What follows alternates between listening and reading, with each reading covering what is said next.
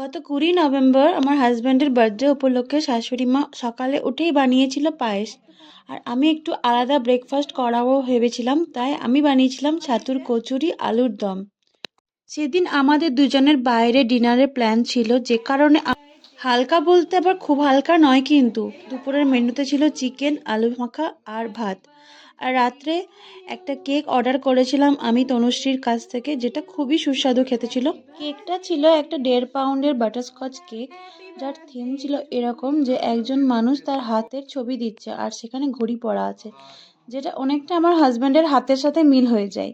সেই সন্ধ্যেটা কেক কাটার মাধ্যমে ভালোভাবেই কাটলো। তারপরে আমরা বেরিয়ে পড়েছিলাম ওজাসের উদ্দেশ্যে। আমি পরেছিলাম একটা রেড কালারের জামদানি, আর আমার হাজব্যান্ড পরেছিল একটা বটল গ্রিন কালারের শার্ট।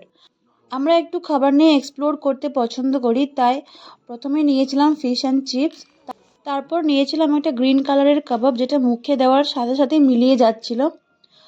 মেন কোর্সে নিয়েছিলাম বাটার রুটি আর তার সাথে একটা চিকেনের আইটেম, কিন্তু পেট পুরো ভরে গেছিল।